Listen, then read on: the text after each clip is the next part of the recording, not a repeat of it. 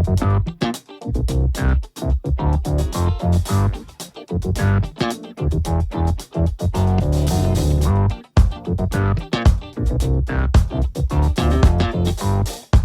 folks, and welcome to the Daily Ratings Podcast. It's a show where each week we'll sit down with Vincent Daly to get his thoughts on the latest movies he's been watching, both older films and new releases. And don't worry, there's no spoilers. Vince will give a brief review of the movie, share some thoughts, and of course, then rate the film. The Daily Ratings are always fair, honest, and most importantly, they're consistent. On today's show, Vince will be rating and reviewing Biutiful, directed by Alejandro G. Inarritu, Extraction by Sam Hargrave. We have newly released Extraction 2 by Sam Hargrave, Elemental by Peter Sun, and finally, The Flash, directed by Andy Muschietti. It's going to be a great show, folks, so stay tuned and enjoy.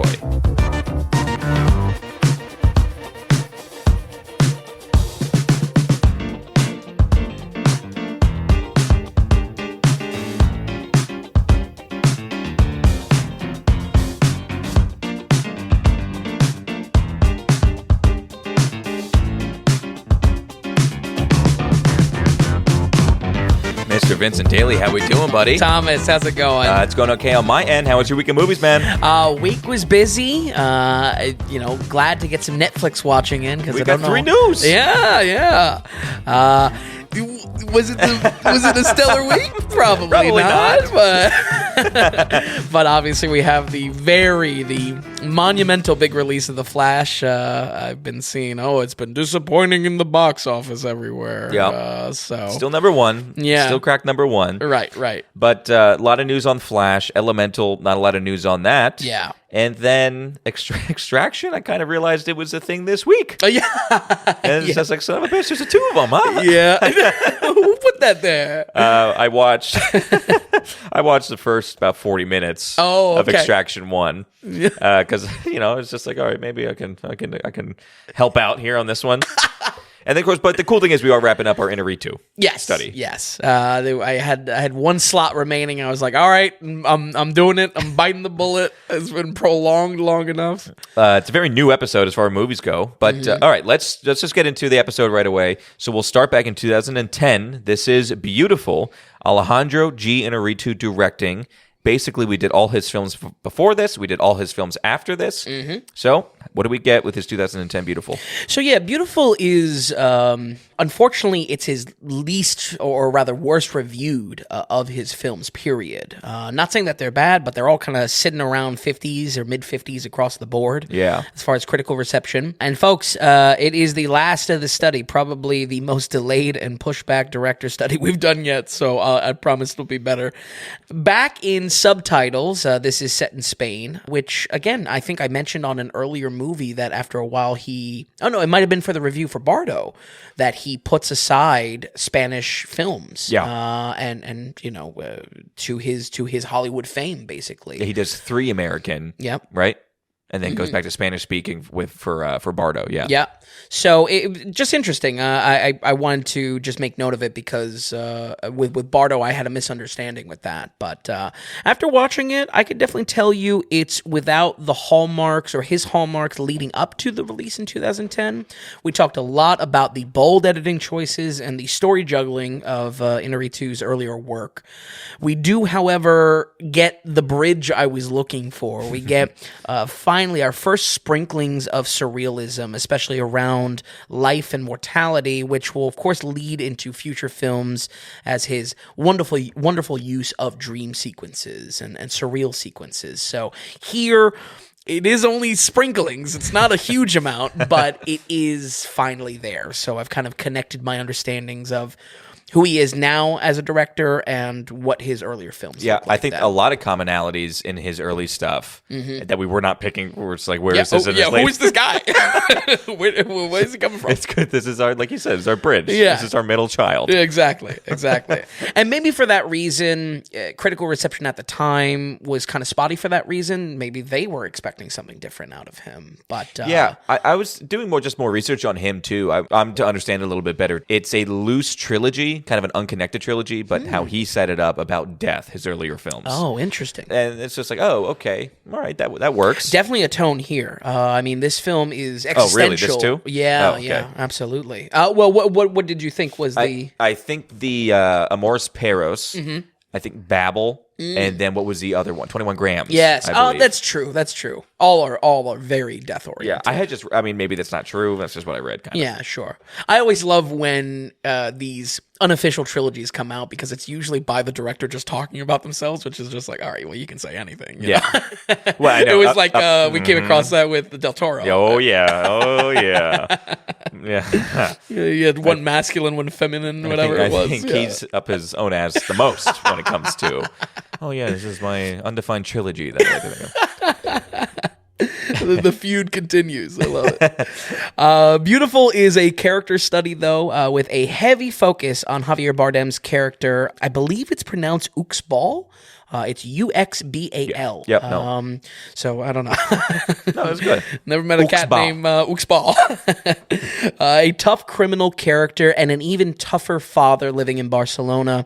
He makes his living coordinating knockoff peddlers on the streets. He deals with a manic wife who endangers their kids, but he is a father above it all. The theme of fatherhood is one of the strongest tones of this film, with this being dedicated to Inarritu's own father, found out at the very end of the film, but really put a lot in perspective of why he would want to tackle this. Maybe as well, this is just me kind of projecting or even predicting, but why maybe he feels even comfortable to infuse a little bit more surrealism, something that he's comfortable in with his later films that he's writing then. So it makes sense as far as, hindsight 2020, looking back at this and seeing where this hit for him and why he would want to tackle this project.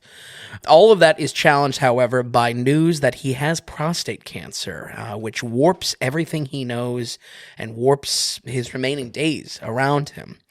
Biutiful is a very unique film. I would call this a spiritual drama. And what I mean by that is that it's a drama, but I wouldn't really call it a medical drama, even though it has to deal with this diagnosis for Uxbal.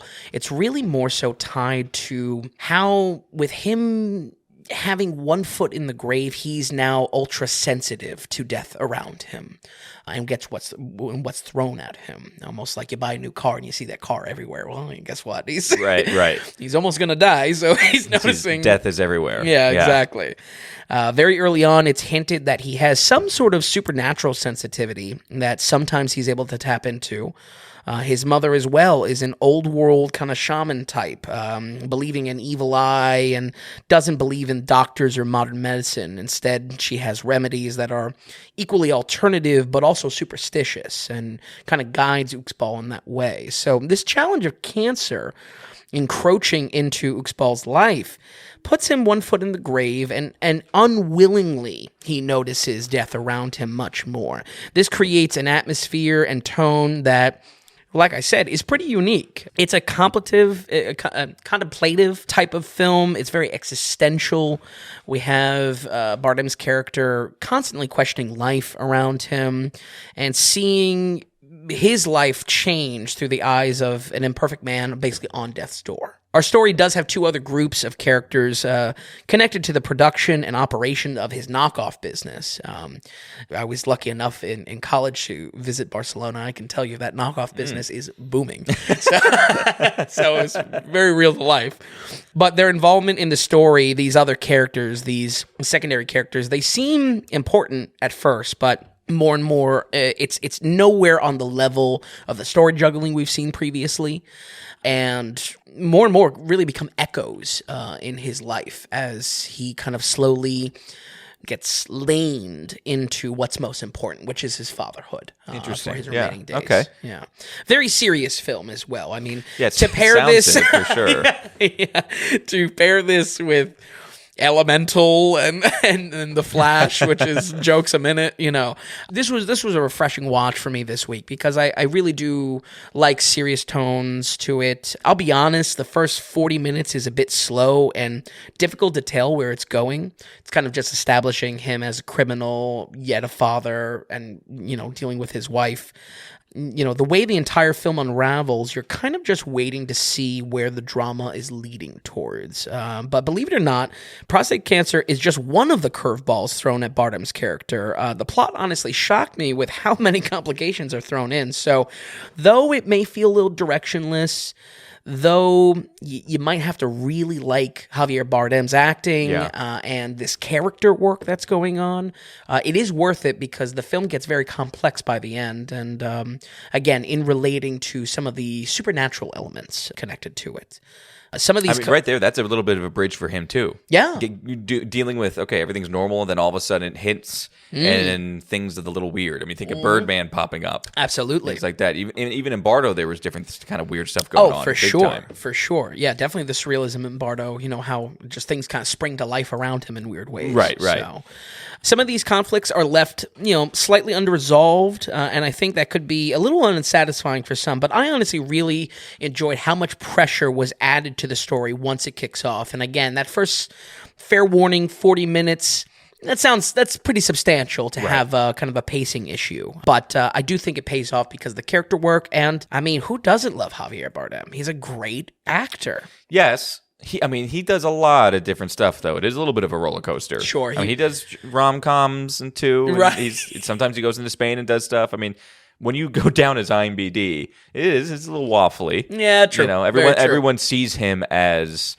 Skyfall bad guy, something like this. Yep. I don't know what else when he does Desi Arnaz. Yeah. People like him, but he was great as Desi. He could be weird. He could be up and down. Yeah, and you get that sometimes with international. Just as even just from the bird's eye, you don't really know the quality of some of these international productions. Yeah, and that could just be also the movies that sometimes he picks. I will say, if he's in a serious movie like this, delivering serious lines, then you can kind of count on him then. Yeah. Big time. Absolutely. And such a center focus to the character work of this father. And it's 2.5 hours of, I'm assuming, a lot of him, almost every scene. Almost every scene. Yeah. Again, there are these secondary characters that kind of pop in and out of his life. Sure. By no means is it anywhere to the type of story juggling we saw previously with, the works that we've been covering with Babel and 21 Grams. So. And now Alejandro, although there's other writers, he is also writing this. So is it good? I mean, does it feel natural and everything like that? It feels very personal. And again, I think if there's any kind of connection to the later work, this is where surrealist elements are getting put into the production or into the plot of what we see. And honestly, that's what represents his later work that he is writing more and more with. Yeah, so, big time. It's just really that pacing, I think, is the ultimate, or not the ultimate, but unfortunately the big barrier on this one, and where I would kind of agree with some of the sentiment on this film, however. By no means is it a bad film, but it's probably the weakest of Inarritu's films, because you really just have to love spending time with Bardem's character as his life collapses. It's not exactly a good time, So you kind of want a heavy drama. Again, if you like any kind of supernatural spiritualism, I feel like it's done very tastefully here, and was really how it unfolded into a much more dynamic piece. It was an easy ask for me to care as a watcher because I love Bardem as an actor, and it pulled me in on this intense story of fatherhood. We're going to go ahead and give Biutiful 2010 a 66. Okay, 66, not a bad score. Yeah. I still think for a specific day, Inarritu's batting average is still pretty damn good. Yeah, it's very good. Yeah, he's up there. A couple questions for this one. Sure. Was there anything, you said his mother was kind of like all natural? Yeah. Like not a fan of like modern day medicine? Right. Was there anything that she suggested or did where you'd be like, oh, I would definitely do that? No. I can't say. She's more so, it's in that point that she's casting doubt on the chemotherapy and whatnot. And then another one, I think a great movie. What do you call it? There's a word for it, and I can't, literally every time we're on the podcast, I can't think of what the word is. But I just say in my head a double header. Like what would be a great movie to pair with this movie? Oh, like a double feature? Okay. Thank you. You're close. It's just like, 88 episodes in. Double header. We'll call it a double header. I like it, yeah. A great double header, in my opinion, to this, not seeing either movie, is Last Holiday with Queen Latifah. She's 3 weeks to live? So oh, really? Yeah, she's diagnosed with something. She's going to die, so... Gotta get Queen Latifah. You know, when I think of Javier Bardem, it is almost second nature to think of Queen Latifah. They should do a show together. Didn't we mention Queen Latifah on something We recently? did. I brought her up. The Equalizer. Yeah. Yeah. Because she's the Equalizer on television. But I just think, Javier diagnosed with this. You're going to die. Queen Latifah. Last holiday, I would put you in charge of bundling like discount bin DVDs together. Ooh. You just tape them. That's the double header. That's fun. That could be a really good time. In an alternate timeline. A little compilation on the site, too. I still want to do our amnesia special. Oh, yeah. I do, too. To my dismay. Okay, 66 for Biutiful. Again, can definitely strike for you, but he kind of have to be in the mood. It's not just a sit down and let's turn this on. It really did remind me of something we covered recently, which was Tar with Cate Blanchett. Not that they're even, I don't know, and not that they resemble each other at all. It's just that it was just such character work. You know what I mean? You are there for the actor and actress. I'm looking for, speaking of bridges, I'm looking for a bridge in between this and our next film. I gotta extract, Talk about putting a movie on in the background that you don't have to care about or pay attention to, I think. This is 2020 Netflix released Extraction, directed by Sam Hargrave. I don't know. The Russo brothers have a hand in this. Yes. They were writing it, I believe. Yep. Co-writing it. So it's got Chris Hemsworth. Chris Hemsworth in it. I know. Extraction? How'd you like it? Like I said, I saw the first 40 minutes. Yeah. So, unknown to me at the time, next to The Gray Man 2022 that we covered, the Russo brothers actually had a writing credit on this movie in 2020. So, I'm assuming some type of deal with Netflix. I think so. They also did that movie Cherry. So, I don't know.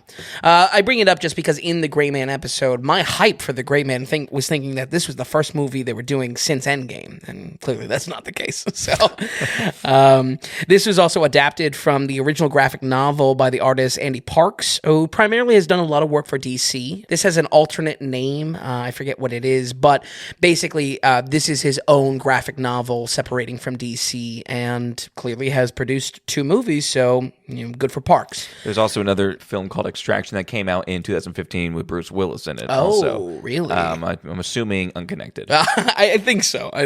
Who knows, though? Sam Hargrave is our first-time director here, but folks, you have undoubtedly seen his work. Hargrave is a proper stunt coordinator first, with over 81 films under his belt, and a surprising amount being the biggest films of the last 15 years, period. I mean, this guy is big money. A lot of those include the biggest Marvel films, Endgame and Infinity War included, which presumably is where he crosses paths with the Russos and where they linked up with this. So, like we talked about in the John Wick episodes, I like the combination of director and stunt coordinator. I think that's a recipe for success. Extraction has a very droll, washed out tone. It's want to be like Chris Nolan, but action it was not disappointing in. It's just how frequent that action comes and what it's packed in between, basically. That's where I'm at with this film. It's hard for me to watch a movie that's somewhat new and watch action scenes and not think about John Wick or compare. Right. And I don't know. For me, it totally makes sense that this guy comes out of, no doubt, big movies for stunt coordinating and everything like that. But it's like, he came from like Marvel and things like that. Yeah, it makes sense. Yeah, because I thought it to be a little lackluster or trying, maybe thinking it was better than itself. Sure, and it's it really definitely is. try to be super, super edgy. Yeah, and I don't know if it hits. Yeah. There were some cool sequences, though. Yeah. I think I'll go into why I think some of the action is worth it, but I'm right there with you as far as the tone and bottom line, you have to sit through a movie to get to action sequences, so if the movie's not great, Right. Get this, though, the movie Extraction is about extracting someone. We gotta get an extraction of a teenage boy who is the son of a crime lord in Bangladesh. He's kidnapped for more than just money, though. The motive of the rival gang leader is humiliation, making the handling of this hostage situation chaotic and very unstable. Worst of all, the rival crime lord absolutely runs the city in its entirety, cops and all. This brings in Chris Hemsworth as Tyler Rake, a super edgy drinker badass. Oh joy! I mean, he's talk about a 180 from his Thor performance. I mean, man, how about a little life, Chris? I mean, it's too much. Turns out he belongs to a secret world of contract soldiers, which we stumble along when he takes high risk and high reward, near impossible jobs, and this being, of course, one of them.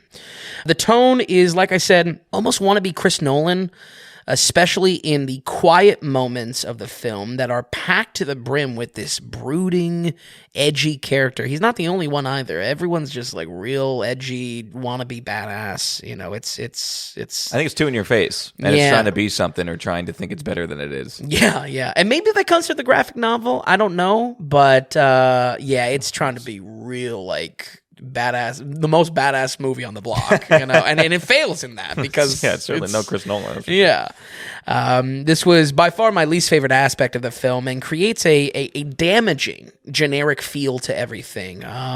It's also pretty drastic in its pacing. Action sequences are very high octane, and like I'll touch on in a moment, are absolutely the reason to watch it if you do decide to watch it. But when the movie slows down, it slows down to an absolute crawl. I mean, this shit goes from boiling to lukewarm very quickly. Worst of all, the movie starts to feel formulaic in how it layers the action and these quiet moments in between, one after another. Quiet moments instead now play out like a waiting game of when the next fuel to the fire is going to come then. And maybe actually, do you know why you turned it off at the 40-minute? Asleep, yeah. Presumably in one of those quiet moments. Because I have the week. That's what I'm usually doing, something on the website. It takes me a certain amount of time. Like I finish up the newsletter, and then it's like, okay, let's turn this on, and I last as much as I can last. Right. You're in it as long as you can. When I put on something like Extraction. You know what I mean? Right. Now, if I put on something like Lord of the Rings, even the animated, I'm going to make an effort here. That's great. I gotta find more Lord of the Rings content. That's how I'm gonna get me awake. Keep them engaged. But I mean, like my problem was spot on generic. Yeah. And the quickest and easiest way to sum up the film almost. Yeah. And I think that makes sense because, especially those slow moments that really kind of drag, it makes sense because it's coming from a guy who doesn't do slow, who doesn't know slow. Sure. You know? So when these brooding moments come into play, it's just like, it's a waste. Yeah. I think I'd rather them not be in it at all. I'd rather Hargrave do something like The Raid and that it's just all action. Just never stops. Yeah, and maybe it would be exhausting and maybe that'd be awesome. A different critique, but yeah. It'd be quick. It'd be like, what? This is 2 hours? Yeah. Maybe like an hour and 25. Right, It's right. just nonstop. Exactly. So. Because Chris Hemsworth's fit and everything like that. It would be great to not hear him talk, because you're right. Everybody thinks they're so badass. And edgy. It's come on. Just now. the opening scene with him, he wakes up from a nap and like jumps off a cliff into a lake. Yeah, it's just like, all right, okay. But while I might not have cared for the edgy tone, the action is undeniably good and has some awesome fight choreography that perfectly displays Hargrave's pedigree. First good fight scene comes in about 20 minutes in and does not disappoint. I believe that's where he first gets in contact with the kid, and you have the it's like a hallway type of fight. Yeah, close quarters, kind of apartment. Yeah. And I honestly, I was in love with the camera work. A lot of super low camera angles, allowing for interesting placement of the camera during the fight. There's, I would say, among the two iconic filming styles or choreographies, one is a lot of twisting movement to the camera, which lets, you don't really see it that often, but oftentimes the camera will twist with a takedown or a punch. It'll a lot of times just track Hemsworth's hand. Right. Camera work isn't afraid to get up close with punches and grapples, and like I said, often will track Hemsworth's hand specifically. This translates wonderfully in highlighting just how fast takedowns feel without breaking up the action in the edit. And I think in combination with that is the edit itself. Surprising amount of action is presented in a simulated one take, which makes for some killer action sequences. These one takes are easy to spot. when they're stitched together. He's not trying to really make a one take for these action sequences, but I feel they still feel great and sold me on the otherwise dry movie. I felt a lot of love was going into these action sequences for that reason. I think I disagree with you. I think I'm actually a little bit disagreement on it. I don't know. Maybe I just thought like they were a little lackluster. Okay. I don't know. Well, I thought maybe you and I could kind of film those scenes. Twist the camera. You want to talk about beating up my own ass? I mean, right there with Del Toro, but I don't know. It was good. Better than Marvel. Sure. Better than Marvel. Right. I'm not saying like it's classic Marvel. Yep. Whatever, Marvel foo or whatever they call it. Right. So it was like gritty. It had a grittiness to it. But again, it's just tough for me going from those like some of those John Wick scenes because it's so fresh in my head, and going to this, and it's like, all right, this is like 2020 Netflix. I just feel like it was exactly what maybe you think it would be. Sure. And obviously, I'm tuned into it specifically just because I'm recognizing that Hargrave is a coordinator and director here, so maybe I'm putting too much emphasis on it. I don't want to say it was bad. I don't want to say it was bad, but just we've had some really good action kind of around, and I just think this is somewhere in there. Yeah. Meandering in the middle. Yeah, I take your perspective, though, because you have a good eye for action, and where I tuned into it was that action sequence about 20 minutes in, and that's where I was really tuning into. He does like this like A-frame split.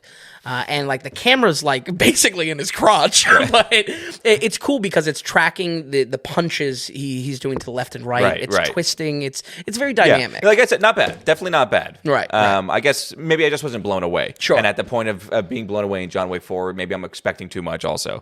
True. Going off the high for sure. I was coming off of Sisu, so I was just happy for a little bit more grounded action, and not tossing landmines at people's heads. And it's 2020. Like we'll see with Extraction 2. Really, I'm really curious to see what gets stepped up there. Yeah, absolutely.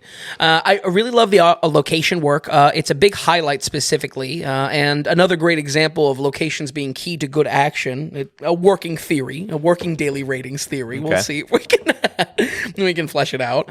The setting, or rather setting us in this hyper busy streets of Bangladesh is chaotic as a backdrop for action, but oftentimes is just straight up scary in its criminal underworld. Mainly what shocked me here was how often child cartel members are used, and no less in action sequences. It's pretty wild sometimes. That could be easily a praise and a knock, depending on the viewer. I was into Bangladesh being this chaotic city that, in addition to the little bit of lines that the cartel leader runs the cops, it was already chaotic enough of a city to try to think about how to get someone out of it. Yeah. So I felt it worked. Good locale. Yep. Yeah. Everything around the action, though, is just pretty damn generic. I think a lot has to do with performances around Hemsworth. No one is really giving it their all, especially on his mission team specifically, which unfortunately we continue with for some reason into Extraction 2.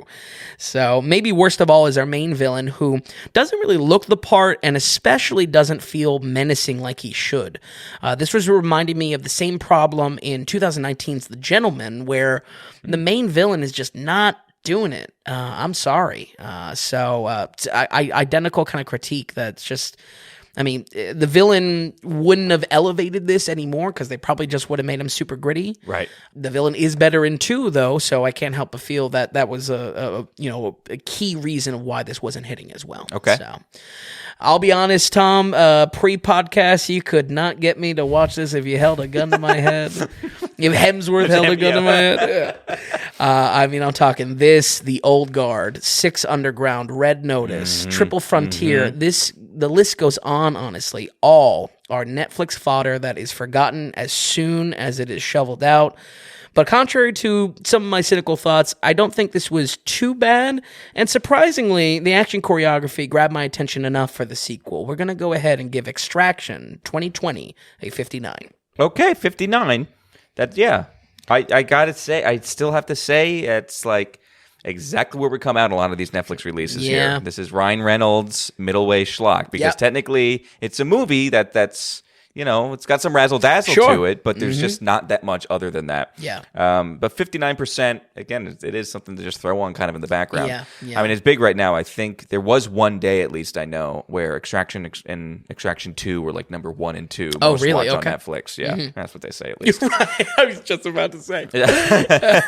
so they let us know. Right. Before we jump into the second film there, let's just remind people that we are going off the value for value model. So if you're new to the podcast and everything like that, we don't want to deal with corporate advertising. We don't want to go ahead and just pitch a bunch of products to you, waste your time with that. What we want to do is kind of set up something different. Value for value, which means, so Vin and I host this podcast here. Vin watches the movie every week. We have a newsletter that comes out every Tuesday morning. We have the website as a companion to it, kind of. Just like we're making our own IMDb/Rotten Tomatoes kind of all our own content. And the point is, that's creating value. And if it's enough value to you that you appreciate it, you're getting something from it, enjoyment from it, whatever, then we appreciate if you give us back some value. And how you do that is you go to thedailyratings.com, you head over to the donations tab, and through your monetary support, you become a producer of the Daily Ratings. And that's showing us that you're getting some value here. When you become a producer, along with your donation you send in, you go ahead and write out a note, you send that along with your donation, and we're going to rate it here on the podcast, whether it's questions, comments, critiques, love or hate, or whatever. Any commentary or questions you have for us, basically. Yeah, absolutely. And that's kind of how we're setting up this model. We're early on, so we don't expect donations here every week. We're going from an audience of 0 and building slowly and slowly and slowly. So the more you listen or the more you find yourself enjoying it, that's value right there. That's value in your pocket. Could you give us some value in our pocket? Again, it's kind of cool because we consider you an official producer. You're going to mention on the episode as well. And we love the dialogue. In the podcast notes. We absolutely love the dialogue. We really love the dialogue, especially if there's any kind of value to you finding new movies, following along with the director's study. And like we always say, throw the critiques. Some people do, yeah. We're happy to, if you hate my opinions, guess what? There's a way for me to hear it. Hey, we're approaching episode 100, so we have got a lot from our back catalog that we're slowly trying to get on the site, although it's very slowly getting it on the site. But when we hit that episode 100, man, that's 500 films. Right, on recorded. Yeah. I mean, it's a lot of films that Ben watches every week. Chatted about. So basically, again, it's at dailyratings.com and go to the donations tab. Now, if you're interested in the weekly newsletter for all the fun stuff that's in there, you go to the bottom of the website, you put in your name and email, you confirm it, and you're good to go. Again, that's Tuesday mornings. So that's kind of how we're doing things. Again, we can definitely say we have some new listeners, so we appreciate you all so much. dailyratings.com, head to the donations tab. You can become a producer today. All right, with that, Vin, let's go on to our 3 newly released. We'll get into it right away. This is Extraction 2. Let's see how things are kind of bumped up. I will say, from my understanding, it's the same budget as 1. Oh, really? So I'm interested to see what the kind of how it feels or anything. Like it does it feel bigger and badder? Anyway, Extraction 2, Chris Hemsworth is back along with the same director. What do we have? Yeah, so normally I wouldn't rush to a new Netflix release. I just wouldn't rush to cover it. But I thought it was a good 2 slot that I could really knock out here. To my dismay, there is there is some sequel bait at the end of this. So I think common theme lately. Yeah, Netflix is gunning for this to be a little bit more than 2. Well, I thought it was a nice 2 spot, but nope. I'm almost glad we're covering it. I mean, hey, it is big right now on Netflix. Yeah. It is grabbing the attention, so at least we're covering it. Yeah. And when 3 comes out, you don't need to do 1 and 2 anymore. Right, exactly. I get it done. We are back with the identical production team. Sam Hargrave is directing and the Russo brothers writing once again. And this is largely a sequel I think no one was asking for, but... No. Like I said, the first film had some substance where it counted most in the action choreography. Picking up as a direct sequel to Extraction 1's story, Hemsworth is rescued from near death and questioning in his moody, edgy way why he continues to walk forward at all. He's really an edgelord. Give him some Linkin Park to listen to in his headphones, and he's at home basically. Yeah, I'm finding I'm really not a fan. Yeah, the tone here is of the actor. Oh yeah, Chris Hemsworth. I don't like the Thor character. Yeah. And I don't like him really in the other stuff he does. Right. Unlike a Channing Tatum where I kind of like him. Sure. You think he's just like this dumb jockey douche almost. Yeah. I like him as an actor. Yeah, you know? And then honestly, I can't stick up for Hemsworth because he was in that other Netflix movie Spiderhead, which was a little bit different in the middle of jokey and serious, and yeah. he wasn't good in that either. Bit of a letdown, yeah. We like his brother more. Yeah. He's in Snowpiercer, right? I think so. Or maybe the show? I want to say the show. Oh, okay. Yeah. Oh, I thought he was the main guy. Well, anyway. Yeah. The show's not good. Right. That's what I've heard as well. But after all the heroics and the impossible feats of the last film, like it or not, he has a huge reputation that now attracts yet another job. This job is to extract a mother and her children from a Russian radical group, but comes from a past personal relationship that sparks his fire to push onward at least for 1 to maybe 2 more movies. Either way, folks, I would say that you can jump right into this one if you have any interest. Watching the first one gave little context and by no means is required, and I'll come right out and say it, and this is a slightly better sequel. So, okay. Jump, go right for the meat, basically. You don't have to worry about the first one. Yeah, not too much ketchup or anything like that. Exactly. Yeah. And I think that's also why it really didn't crack 60s for me as well. That if this was maybe required to watch the second one, maybe, it goes there. But right. Once again, this hyper moody, brooding tone has come back with a vengeance, and little is done to improve upon it. We get some more insight into Hemsworth's character's past, where it was only wispy flashbacks, hinting towards a motivation in the first movie. And regardless of the tone, it just still slows these scenes to a crawl with no real answers once all is said and done. And the answers that this film gives us, honestly, are kind of brushed past, and it's just like, well, then why characterize this character, Hemsworth's character at all like this? I mean, I get that it's based off of the graphic novel, but something different, something small can be done to make this brooding tone not as painful or not as generic to get through. I mean, it does reek of genericness. Yeah. I mean, anyone who picks it up, I think, is going to almost have that thought going. Exactly. Luckily, we do shed one problem from the past film. We get an awesome villain this time around. This radical Russian cult is menacing and has a lot more intimidating forces to throw at our protagonists. Going back to just the last review, I praised the chaotic feel of the gangs in the last film, but here we get so much more amped up stakes through amped up arms of war. This Russian radical group is a real threat, and you feel it a lot more intensely than just some kids with revolvers in the alley. Yes, that's chaotic. Yes, that's dangerous in an extraction scenario, but having an actual armed force, more gun variety, more vehicle work, and a lot more reckless enemies, it was a good piece that kind of fell into place with Extraction 2. Okay. On that note, the action does feel the same, but has a lot more production behind it. I honestly thought the budget ballooned with this. I didn't really look into it, but I mean, you would think, honestly, but everything I found on it, it's right around the same. Wow. They're right around high 60 millions. Like I was seeing the first one was 65 million. With Extraction 2, I saw 70, but I saw 65 as well. Wow. So right there in the same vicinity, kind of. Interesting. And the reason why I find that interesting is just because there's so much more vehicle work with this one. With that, how that one take happens. I'm imagining, the little bit of film knowledge I do have, I'm imagining huge rigs attached to all these cameras and all these vehicles. And that's the question. I mean, are practical effects? What is the expensive thing? Right. Like, is it the CGI or the car chase is easy to do? Sure. Because all I got to do is buy some cars and not have to deal with so much digital editing. Yeah. I really don't know the nitty gritty of it. Sure. But once again, this has it where it counts. The camera work locks to Hemsworth's movements, leaning in for takedowns. I really enjoyed just how much it clearly just is tracking his fists, and I feel like that just makes for good scenes in action. You feel the takedowns as they happen. We have these pseudo one-take sequences again, which are a delight to watch.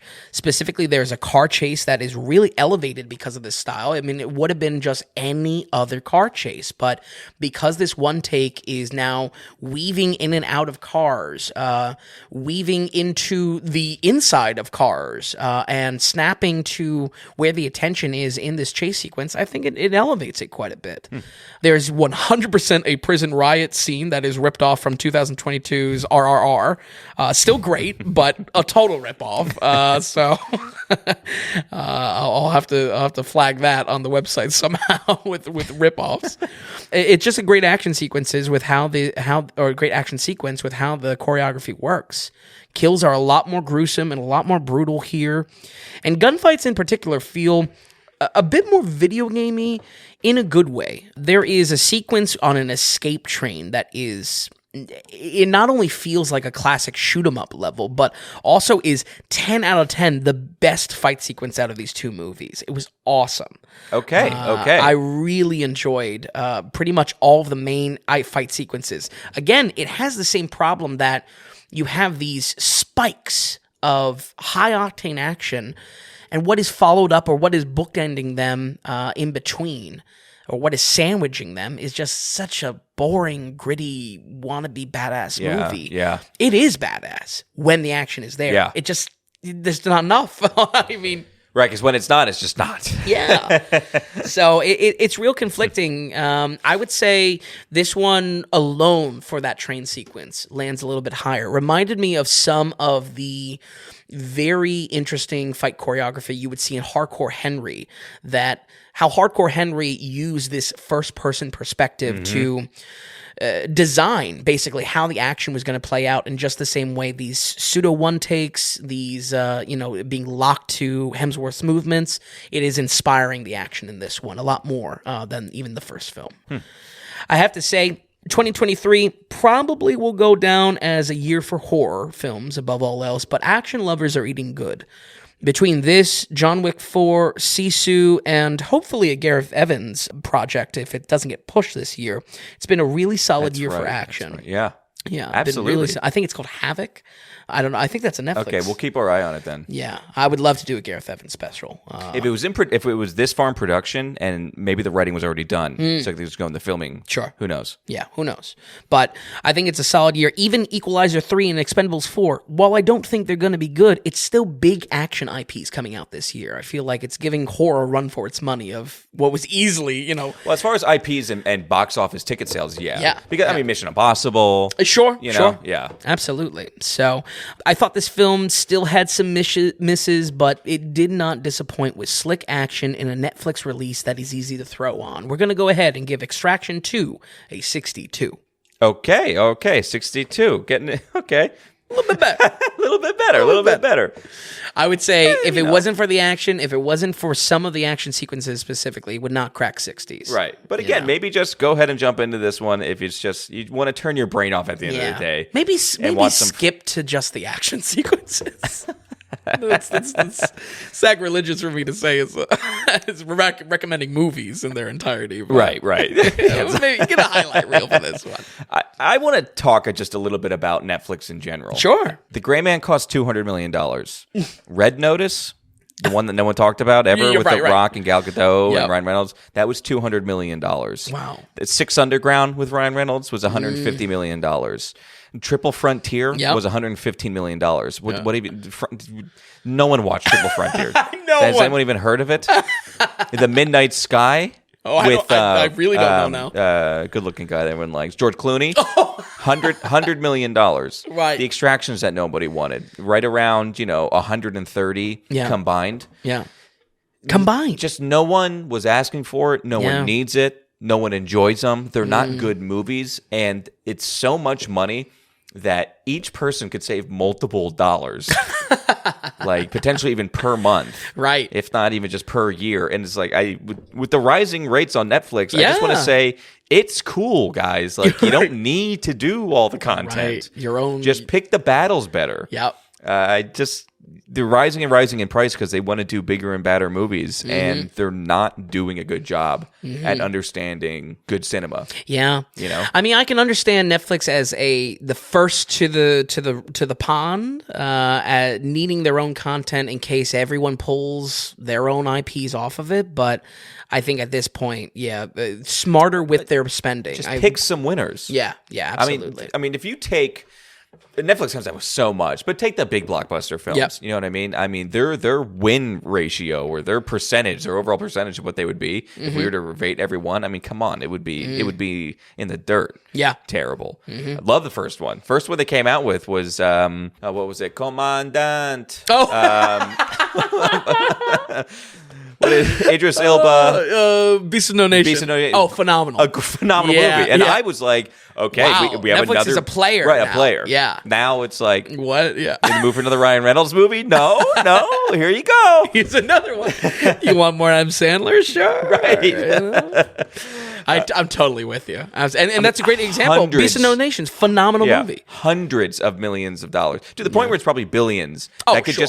just please give us the money back. We don't need the films. I think it's a great commentary too, because it really is on people's minds about this raising rates with Netflix. Yeah, well, because it's just like it's starting to get up there now. Yeah. I mean, And is it worth it? Is the content worth dude, it? over $20 a month? Come on, man. I mean, it's we don't. I'm a sucker for that new Black Mirror though.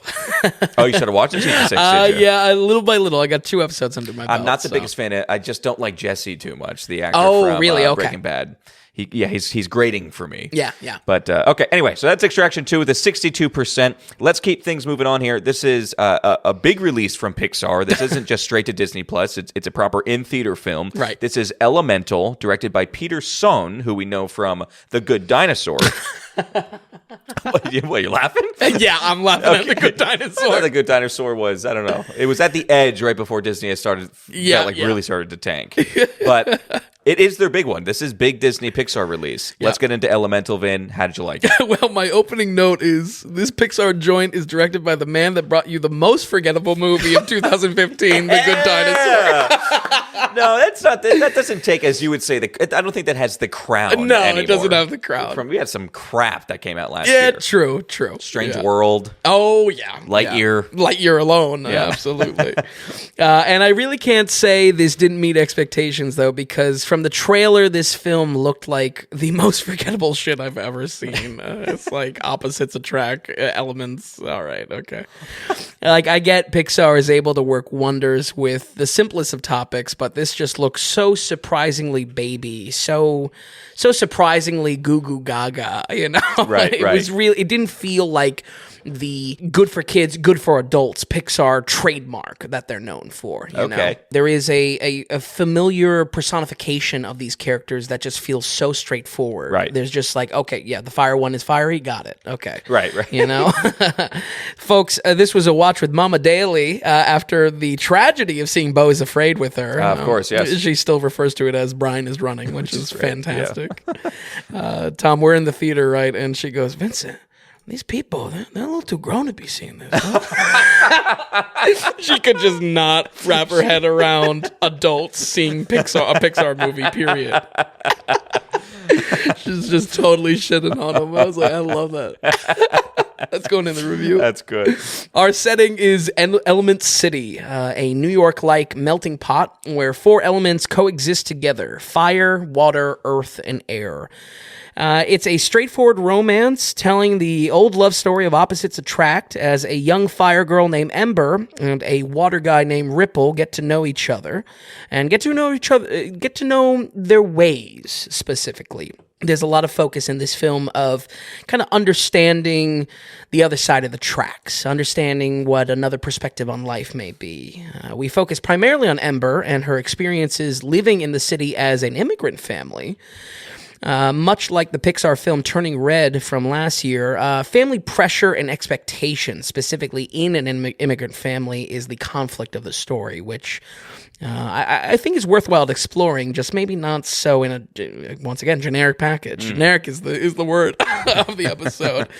But understanding proves to be the best solution, as Ripple is able to show Ember a new way of looking at the world. Tom, I may have an all-time great comparison here. This is like the baby version of 1989's Do the Right Thing. This is trying to tackle like de facto racism in a kid's movie, for sure.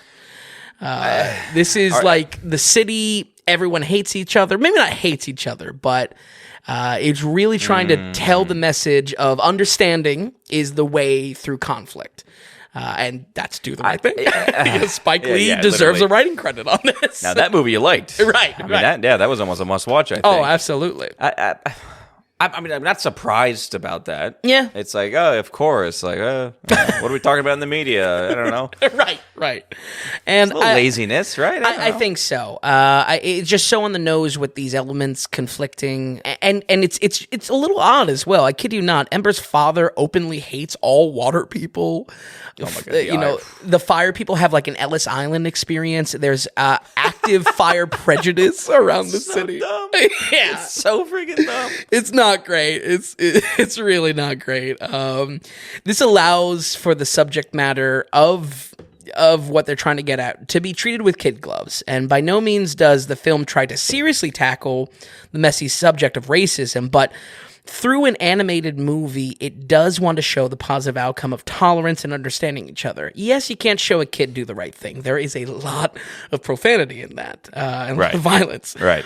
But I just feel like that's the sub-message that this is trying to tackle, and on the surface, it's just like the most generic romance possible. I just feel like they could have done more if they really wanted to tackle this. This was almost felt like an afterthought to say, "Hey, we got a lot of different people in this city. I wonder what cities are like." You know, I mean, I bet it was an afterthought. Yeah. With that kind of crap, I don't know. Yeah. What's annoying is it's just like I could spend so much time on it, but it seems so lazy, and you could go about it in such better ways that it's almost opening doors or opening conversations that this is how things are in the world, and they don't have to be this way, when in reality, you could just be like showing good people doing good things. Sure. And not have it so like, down your throat. see, everybody hates each other, but there's elements of good out there. Right. And I think that's what kind of turned my stomach a little bit with the depiction of Ember's father. Like, he's supposed to be kind of a good guy. He's also kind of the antagonist, just like the mother was in Turning Red.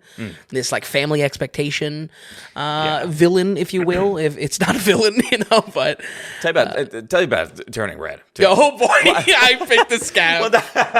Oh boy. No, it's we reviewed it on the podcast. Yep. I was positive you were not.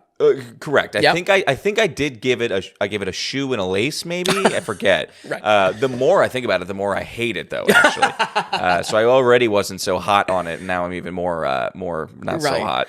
And I think it's just like, again, there's actually undertones of messaging going on where I'm not a fan of. Like in Turning Red, it was almost normalizing, like, oh, you're gonna naturally go through periods of you're gonna hate your mom because that's what little girls do. Sure. And that's just fine because eventually you'll come back together. It almost was cool with that. And it's just like, yeah, but what if you don't say that's a normal thing? Like, why is that the thing that should be strived for? Yeah. Hatred with your parent just to come back in the end. How about we just don't touch on that and things are good, but you can have problems elsewhere in life. Sure. You know what I mean? That's the thing. It's just like bringing racism and that kind of stuff to the attention in Elemental.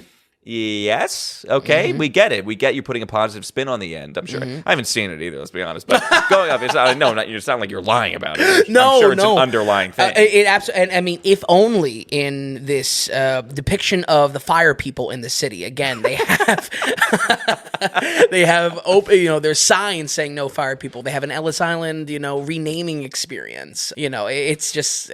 I mean, it's all over it. And believe me, I have no problem with maybe tackling an immigrant story. That's kind of where I did enjoy some of Turning Red, but here it's just I'm 100% with you. It's taking an otherwise fine character and making them overly villainous in a way that probably isn't going to be relevant to a kid or even the adults. Or modern day, what kids are going to deal with in real life, let's be honest. Yeah, right. Because don't forget, after the theater ends then, what are the questions like in the cars? What are these little children? Because you just said it was a very child movie too. Yeah. What are the kids now saying? Just like, boy, was it ever like that here, or what?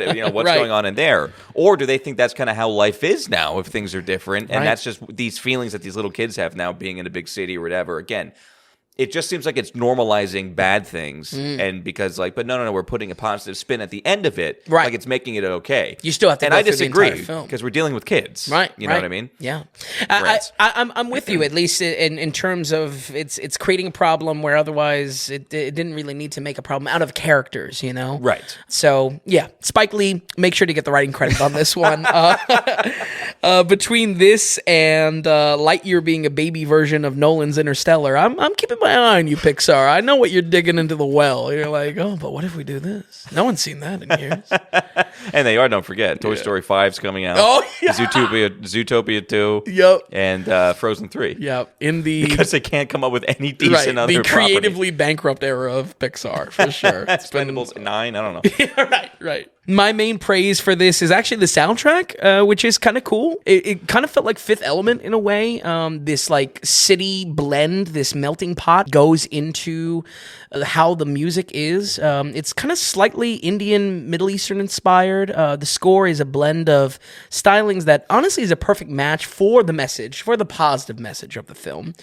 And it was a highlight, I would say. Okay, all right. You know, I'm not trying to really grasp for straws here, but I did enjoy the music. I took a couple notes on it. So, but for real, Tom, this movie is so bland and such a simple one-note concept. I mean, I understand these concepts will be new to kids, but every plot point you would expect in this type of story is played out.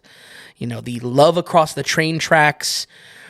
You know, it feels old hat even for Pixar, but especially for Disney. You know, I can't help but feel like Pixar is just constantly being dragged down by Disney in this kind of sphere.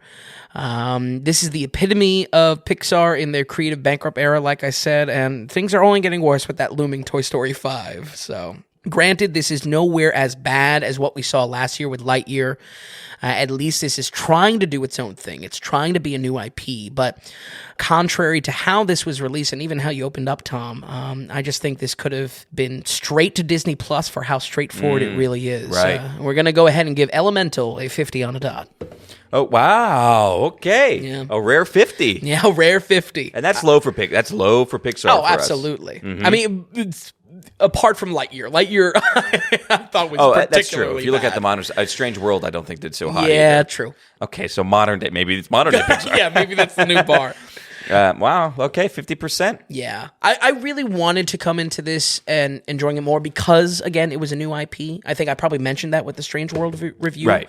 I want to give these things a chance. I want Pixar to strike gold yet again, but we're not there, and this ain't it. Okay, this all right. is a Disney Plus watch, if that. So. By the way, music credit, Thomas Newman was the main guy who did the score, worked with music. He also worked on things like he was the composer for 1917. Oh, for worked real? on stuff on Spectre and Skyfall. Oh, that's awesome. So he definitely has a name behind him. Interesting. Like Oscar noms and things like that. Maybe Randy Newman's long-lost son. I don't know. His father was notable film score composer Alfred Newman, actually. Oh, okay. There's too many Newmans in I know. Hollywood. Okay, so 50% for Elemental. Sorry, it wasn't so hot. Sorry. Let's keep it going. We'll keep it going here. This is the one. This is the talk of the town. Ezra Miller as the Flash in The Flash. Much anticipated, for good, for bad. Sure. Let's just get into it as a film, though, Vin. How did you enjoy The Flash? It's complicated. I'll mention this later in the review, but I'm really torn between three very separate scores on this. Very, okay. Yeah, and man, it's just because, does this film make its own bed? I'll tell you what.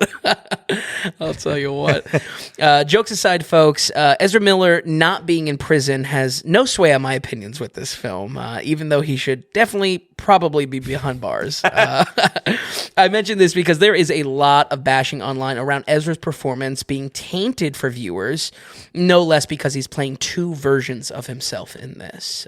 This factor has outright hijacked certain reviews, missing the point if the movie was good or not. That is going to be your own personal tolerance if it actually bothers you. As a critic, I'm a strong believer that art is separate than artist, and my judgment on this movie is for the movie alone. Believe me, this doesn't paint any this movie in any better of a light. Let me say that this movie fails on its own in a lot of ways. Yeah, and I would say too, like I would say we have our limits. It's not like after the Cosby rape allegations come out, we're not going to go review his old comedy albums. Right. There's a limit. You know what I mean? So I think. for what this film is and still how big it is and the budget behind it and the talk of the town, right. If we're going to watch it, which I think we should, how is the film? How is the film? I think, and I think we're good at that. We can cut through kind of the BS that's going on. Absolutely. It's a lot going on. I mean, tell you what, there's a lot going on with this film. And I mean, inside the movie. Now, oh, right. Yeah. Of course. It's kind of insane that this is our first real Flash movie. And for Flash comic stories, this really just jumped in the deep end. Flashpoint is what this is based off of, and largely considered the most famous and best Flash standalone comic that's out there. This story was also key to the real-world comic book reset that DC had alongside other stories like Crisis on Infinite Earths.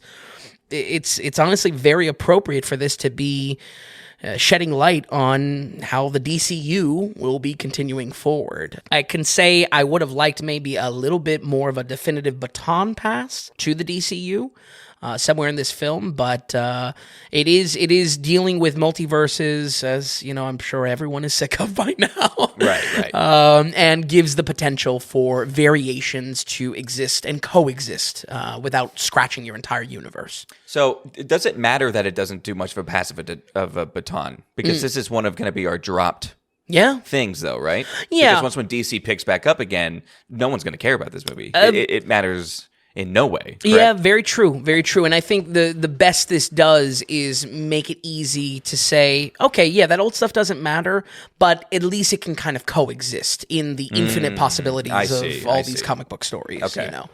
For the vocal fans of DC, constantly defending themselves against Marvel, this is really the last hurrah for the Snyderverse. I almost said Spider-Verse. Yeah. That Snyderverse, these hardcore DC fans, they love it. They defend the grittiness. They defend Batman killing people. So I am personally not one of them, but this is a last hurrah for them. Aquaman 2 is looking pretty self-contained as a story. And this brings in a lot of love for the existing heroes so far.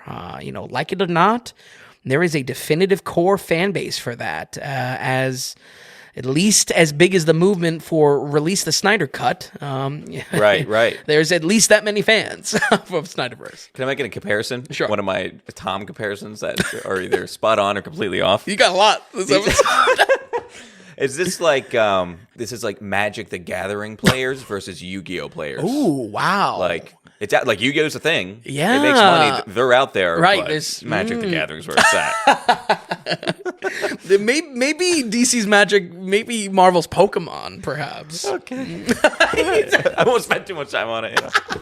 Just trying to connect to the people. Yeah, other nerd culture references for nerds that will only get it. But my point in saying all this for the Snyderverse is that I will happily say this is probably the best goodbye for the Snyderverse. So if you find yourself a fan of, at minimum, Snyder's cut of Justice League, this is a cool late-era story with established events to call back to, heroes in full swing, and finally giving us a glimpse of what the Justice League might have felt like in continuing films, how they would have a play to that. So, a slight upside, honestly. Okay. And like I said, it may not be my bag, but again, there's at least a core fan base, at least as big as the Snyder Cut, release the Snyder Cut movement. I think those people are going to be eating this up. At least I think. I think it's also because where Marvel one's pumped out constantly, with DC, you just don't get as many films either. True. You know what I mean? True. Very true. So you're just naturally going to have more interest in these individual films. Yeah, absolutely.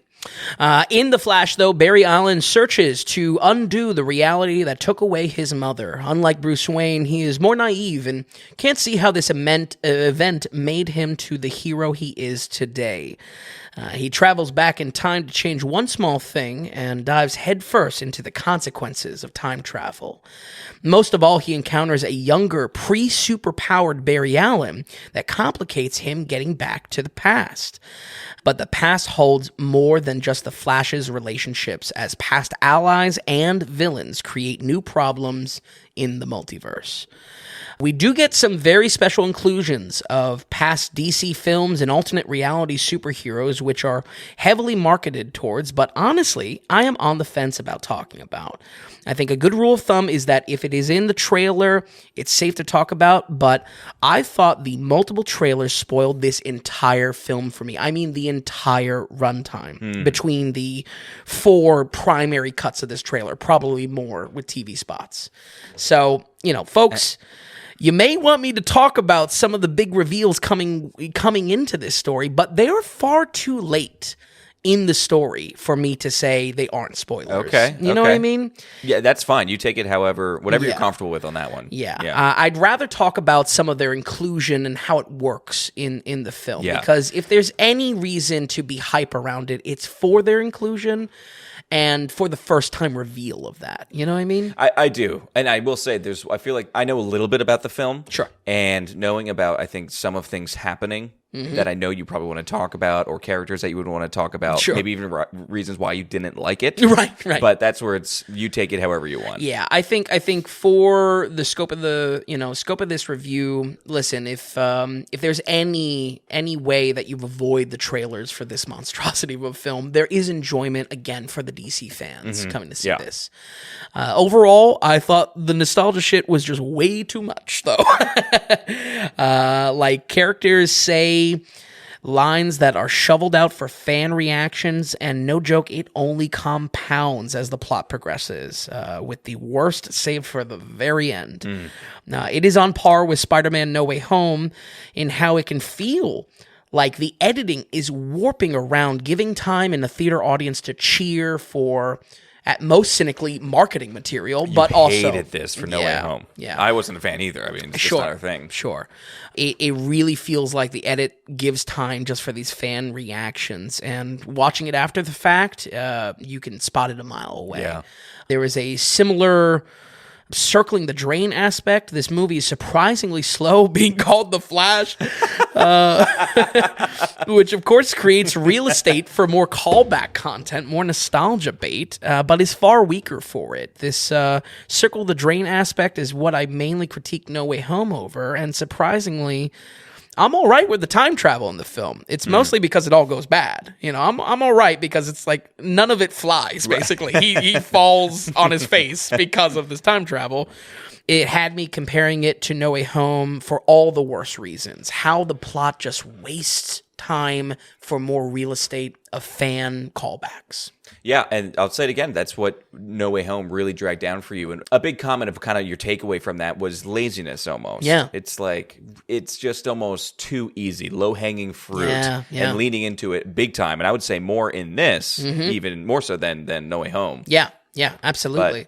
And I honestly, I just wouldn't be, again, peeking at the split between 3 scores, I wouldn't be consistent if I didn't judge this like No Way Home, because both are just equally as nauseous as each other with this nostalgia-based shit. Ezra Miller is a highlight, though, playing 2 Barry Allens, and might actually be one of the best parts. The Flash is a super jokey character, if you've ever come across it in any kind of media. A younger version of himself, working as the idiot, works surprisingly well. I also love the Flash as a character, period. And on my note of this being a late-era comic story, we see him have many powers not shown before that are just awesome. The Flash is really at, like, what the Flash is meant to be. That's just great to see. I feel like that's a serious win for this film, being the only Flash movie we're probably going to get in 40 years or something like that. Having him need a huge amount of calories is a fun limitation this movie cooks up, and I honestly wish they even used it even more. We see a lot of cool applications of his powers, even if the story does kind of put him on ice at times for this kind of real estate of nostalgia bait. 2 Barrys in the story gives the story some heart. Their motivations to save their mom are the same. And the driving force for the film is never out of sight for that reason. I would say Ezra Miller is probably on the screen a good 85% of the time. He's never really off the screen. So having 2 of that character and being driven by the same goals, I think that's good work for a standalone Flash story. It could be impressive, because you can almost see it's just you can be done with this guy 20 minutes in if it's bad. For sure, for sure. So there was a fine balancing act that was achieved there. So I was happy to see that because again, as I've been joking for weeks on end about Ezra Miller, the fact that he was not syncing this was again where I was kind of conflicted with this. Extremely ironic. Yeah. Tom, there is a massive issue that we have not even touched on yet, and I would like to just kind of read my notes unedited as they were happening in the theater. Sing it. Is that kosher? Absolutely. You kidding me? All right. Your name's on the podcast, not mine. Well, unedited. Just make sure the mics are on for you. So these are my reactions. These are my actual bullet points as they were unfolding on screen. Wow, some surprisingly bad CGI. Holy shit, I did not expect this bad CGI. Are these CGI babies for real? In all caps, oh no, the CGI is really bad. Didn't they have enough time for this in the oven? Wasn't this announced in 2014? Did they just ditch the post-production for this? The CGI is... it's worst of the year, without a doubt. It may be... It's so bad. And I feel like DC, in a large ocean of horrible CGI movies, sure. and definitely... Certainly, Marvel does not. Sometimes it hits, sometimes it doesn't. Right. But man, DC is like known now for horrible, whatever. They're the Justice League. Terrible. I constantly say it's like you're just watching a video game. Yeah. And not even the best video game. Yeah. This is it's next level. This might be a contender for worst in the last 10 years, really? Worst of the decade. Like, it's bad. We'll leave those CGI's babies alone for now. But anytime Barry enters the Speed Force is the source of his power, and he can run back through the Speed Force to turn back time. That's the elevator pitch on the Flash's power. There is a sphere of these CGI characters of which he remembers that literally looks worse than the PS3 game. You always say the line, it looks like a PS3 game. Yeah. It looks like a PS3 game. I really wanted to see this again with you just so you can observe the monstrosities on screen. We're going to have to go deeper on this. Right. I want to do some research. What studios are they hiring? Who are the animators? Right. What CGI company are they going through? Yeah. Because it's a problem. Yeah. Like I said, Marvel, sure. Marvel's almost like just like what you expect nowadays. It's upsetting, but it's almost like... It's part of their production schedule. They pump them out too much. Right. Exactly. Again, they're uniquely bad. Yeah. Uniquely bad. I don't think it was a big critique of Black Adam, but man, this and the Justice League, it's real bad. Something else. I wish I could say it was even so bad it's good in parts. It's confusing. There's a sequence that a lot of these Uncanny Valley CGI people that are actors in the movie are thrown at you, and I could just feel there was a quiet stirring of the audience, like not knowing if this was supposed to be serious, if we had like an early screener or something. Like, it was unreal. Practical effects aren't looking great either. Some costume work is particularly rough. Ben Affleck Chub Batman looks like he has coke bloat. It looks terrible. I had to double check they didn't cast Artie Lang as a body double with a f***ed up nose and everything. Come on. Let me tell you. It's bad. It's bad. I have to see the movie. I have to see this movie now. I really did want to see it with you because, like, man. It's just like, and that's where my last note was. Did they got to the end of the race? Did they just cut post-production on this? What happened? I don't know, because the practical stuff, that's shooting. That's day of stuff. Right. You know what I mean? Oh, That's a great question. I don't know. I'll tell you what, it's bad. And honestly, that's where I opened it up, folks. I am torn between 3 scores on this. I would say I loved The Flash and Flashpoint as a story being adapted. It really is one of the greats in DC Comics. I didn't like all the nostalgia bait shit. You know, I felt it was vapid, and as the movie progresses, it does really get worse, surprisingly. And such a funny thing, because that is really something where that's going to be per person. Yeah. You might be someone who, when you say it gets worse, people might love it. Sure. You know what I mean? That's a tough one. Absolutely. Yeah. I think that's a good point. And on the low end, I hated the special effects. I mean, this shit was a disgrace. Tom Cruise and Stephen King both gave high praise to this watching a screener, and I think they've lost all credibility, honestly. I swear to God. Yeah. That was in the early marketing, that Tom Cruise and Stephen King, don't ask me why those two were chosen. But one of them said it was the best movie since The Dark Knight. Tom Cruise did not say that. I think Tom Cruise did not say that. I think Stephen King said something like it's very special or something like that. Okay. Yeah, I don't know. Maybe it was because they thought it was going to get finished. You know, they were seeing like some rough cuts of it or whatever. I'm going to say not good enough as The Dark Knight, not good enough to keep Ezra Miller out of jail. It's still around, and he is still around as well. Boys, let's get the boys in blue on this guy already. We're going to go ahead and give The Flash a 46. Oh, wow. Okay. Woo. Yeah, boy. 46. Well, it's here and then it's gone. It's The Flash, folks. Yeah, for real. For real. I don't know. I find it so ironic that the most enjoyable part was Ezra Miller. I know, right? It's like, though, because the one caveat could be like, it's a 46, but hey, you know, I'm excited for Ezra Miller for Flash 2. It's just like, nope. Wow. Okay. All right. Also, James Gunn said probably one of the greatest movies ever. As he was they in that signed private screening. his checks. Yeah. Boy, oh boy, oh boy. Okay. Wow. 46%. I don't know what to think of it. I really don't. I don't know, because some of the nostalgic stuff doesn't bother me as much. Okay. It can. Sure. And it can come off across as lazy, but it's also one of those things that if it hits, and that's kind of up to the subject matter. Yeah. So, you know. by chance, like, would it be fun to kind of go through your others? Like, did you have actual 3 scores in your head, or not really thought through? I settled on the last one, Okay. but definitely one was lower and one was a little bit higher. right? It's just The funny one lower was how much I really wanted to put emphasis on that god awful CGI. It's everything. I don't know. Maybe I don't know if you and I care about it more than other people. I know, like, producer Sean can't stand it either. Sure. I don't know. It's definitely a bugaboo for the both of us. Yeah. And I think for good reason. Yeah. Because it can make or break a film if you're just leaving us outside the bounds of reality almost, or visual, you know? Yeah. But the shame of it all is, like I said, I think this is a very cool comic story to adapt. I like The Flash finally getting some solo spotlight. And if you are a Snyderverse fan, this is your goodbye.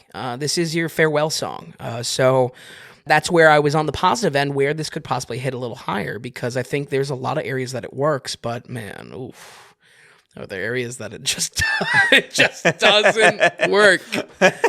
Oh my God. Okay, I mean, 46 for The Flash. And by chance, I will say, I've always kind of liked the Flash character. Sure. Definitely not the biggest fan or anything like that. That CW show has many seasons now. Right. Do you know, is that good? Have I ever given that a try? Or? So my buddy Dave that I actually saw this with is a huge fan of that. He's a huge fan of Flash. Flash is like his favorite. Oh, okay, right. As far as a hero goes. And like, if you have a Flash itch that you want to scratch, you know? I have some problems with the production of that show, but I think if you got production on the movie, too. I know, yeah. Rocking a hard place. But honestly, that show has run so long and adapted so many different Flash stories. I think it's a good letter to fans, right? Because they really they explore every. It's a lot of content. I want to say almost like 9 seasons. Yeah, and they're long. They're not like 8-episode seasons. They're long because all the CW shows are like that too. Well, maybe if you have that Flash itch or something like that, because you're probably not going to get it for a while. Yeah, back in the movies. We'll see. I mean, even in James Gunn's slate for DC, I don't think the Flash is anywhere in there. So, like I said, I mean, it's a shame. It's a shame because Ezra works as the Flash too. In addition to all this, legal bugaboo. Mm-hmm. You know? I think he did in the not the Expendables. What was in the Justice League? Yeah, in the Justice League. Boy, they're expendable.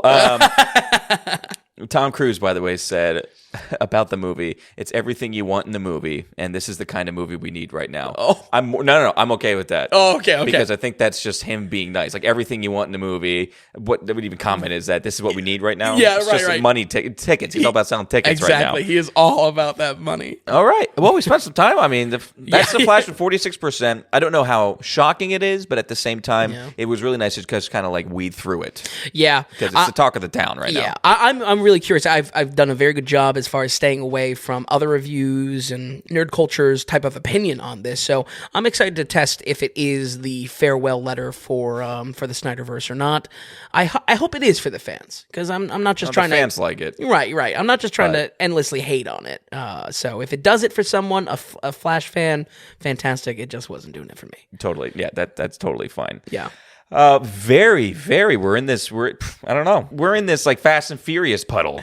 Oh, this sure, is where yes, we are Still in the fast puddle. Thought of a clever name for that. The oil drippings. Vin, anything you want to touch on here before we roll credits, or? Sorry for going on so long for The Flash. No, that's okay. That's okay. I was chatting it up a little bit too. Okay, folks, Vin, thank you so much for watching these. Thanks for stopping by. We have some great weeks coming up. Yep. So we appreciate it so much. Folks at home, we're going to run this down one more time here. We have Biutiful with a 66%, Extraction with a 59, Extraction 2 with a 62, Elemental with a 50, and The Flash with a 46%. Folks, thank you so much for listening, and we'll see you next time on the Daily Ratings Podcast.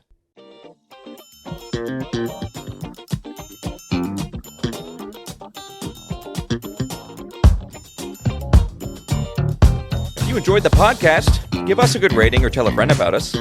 If you're wondering if a film is worth a watch, or if you're just interested to see more movie ratings from Vince, be sure to stop by thedailyratings.com, where we have our ever-expanding catalog of films. Also, if you found value in the podcast or our site, become a producer and go to the donations tab on thedailyratings.com. You can donate whatever amount of value you feel you received from us. We're looking to build this into something large and great, but also be independent from those corporate sponsors. So we greatly appreciate any support from you all. So thanks so much, and we'll see you next time on the Daily Ratings Podcast.